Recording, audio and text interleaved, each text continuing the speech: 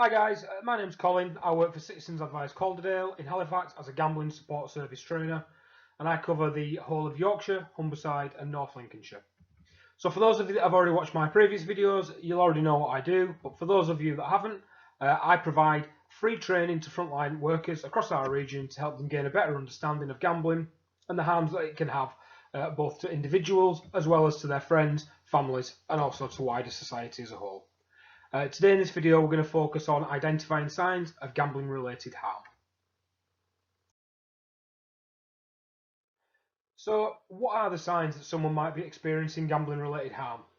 Well, the list is endless, but let's just take a look on the next slide at some of the more obvious signs that might be able to help you detect a family, friend or client who might be suffering from those gambling related harms.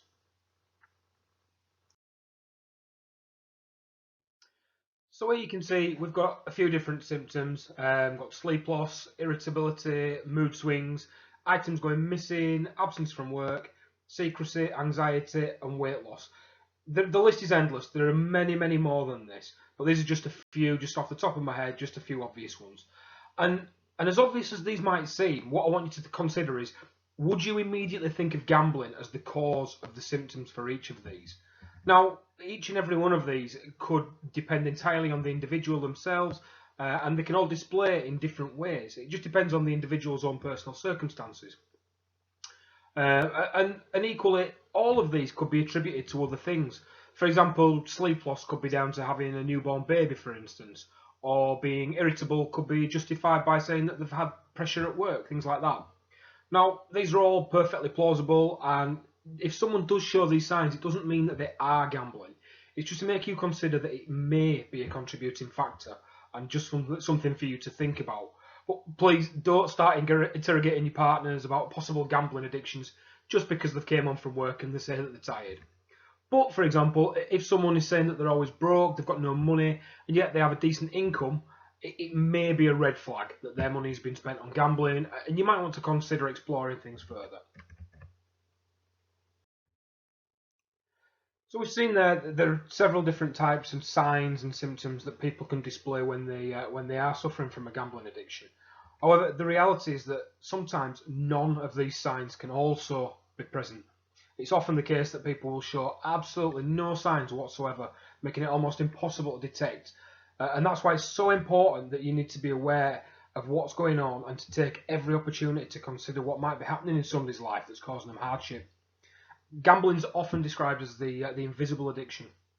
And the reason for this is because it's so easy for someone to go about their own lives showing absolutely no signs whatsoever until it's almost too late, until they're in absolute turmoil and heavily in debt. Other addictions such as alcohol dependency and substance misuse, you can often detect them by the physical symptoms displayed.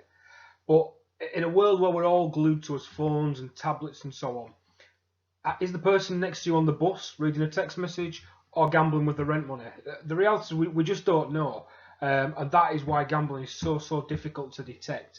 It's so invisible. You just don't know what's happening with somebody because they don't present in the same way as they do for other addictions. And that is why it's important to make every contact count. So as I say, making every contact count really is key, and to take every opportunity to consider what might be going on. We're all quite well educated in being alert to the signs and symptoms of drug and alcohol misuse, and my aim really is to bring gambling into the same thought process as these, so that your clients can receive help and support in the same way. I'm sure that you're already having these difficult conversations with clients around some matters that are potentially already linked to gambling, such as debt or housing or relationship issues, for example. And so I just ask that you keep gambling in mind when you do so.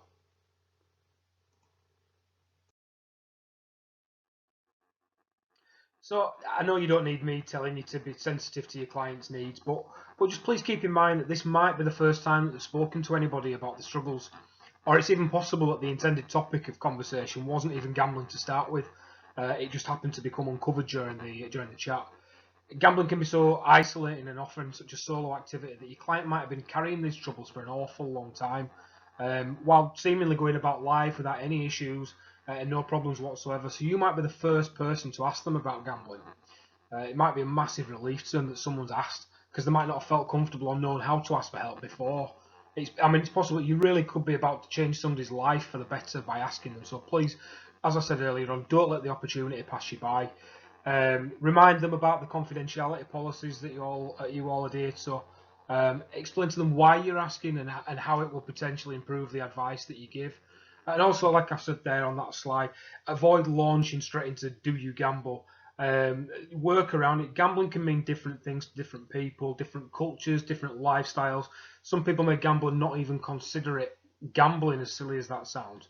So you just need to be tactful and approach things in a different way.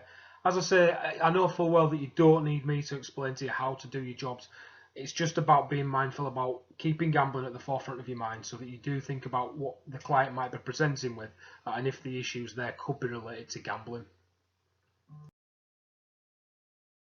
So you all know your clients far better than I do and already know how best to talk to them, so I wouldn't presume to tell you how to do it. But I do appreciate that for some people, approaching the topic of gambling can be a little bit nerve-wracking, and some might even try and avoid it altogether for fear of not really knowing what to do or what to say if a client does present and disclose a gambling problem. But that really is the point of all these videos, just to try and get you in a comfortable frame of mind so you know what it is that you need to be asking and what you're able to do with the information and how best to help your client. So on screen you can see there's a few different suggestions on how to broach the topic depending on the situation. The top one is quite the direct approach, just asking straight up if it's okay to have a quick discussion about gambling, and saying that you're offering help and support for all your clients and to work in that way.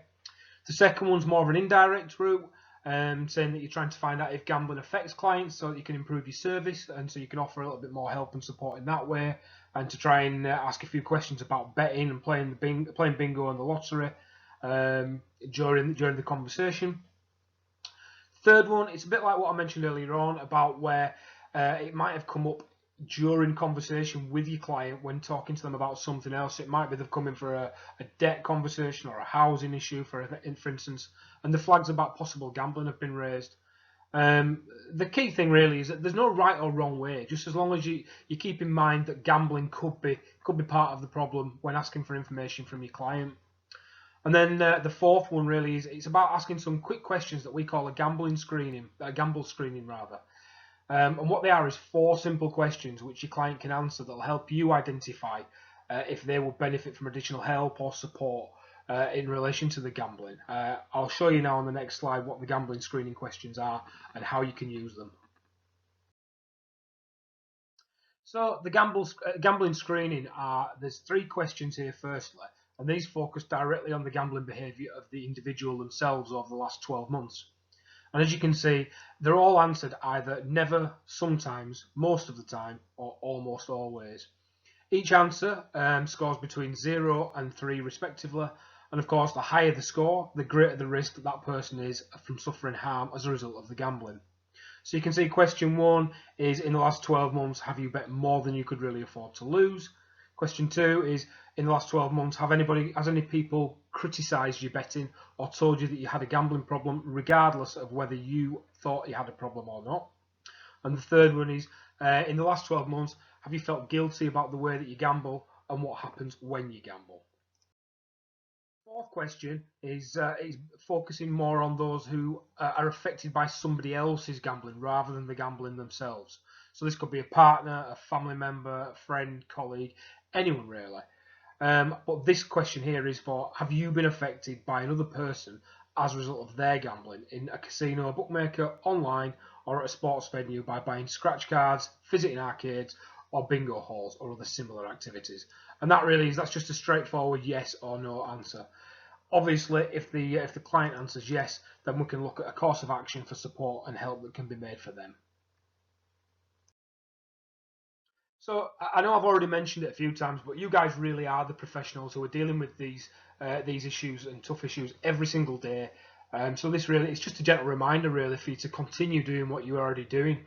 If somebody does open up about a gambling issue, the same as you would for anything else really, just listen and reassure them. It might be the first time that the client's spoken about a gambling problem, so it might be that there's quite an outpouring.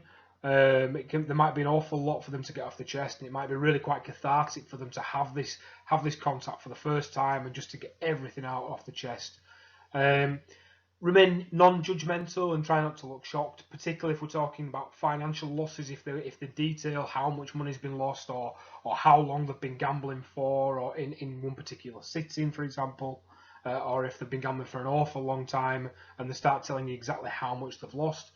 Try not to look shocked, and wherever you can, obviously try and look positive.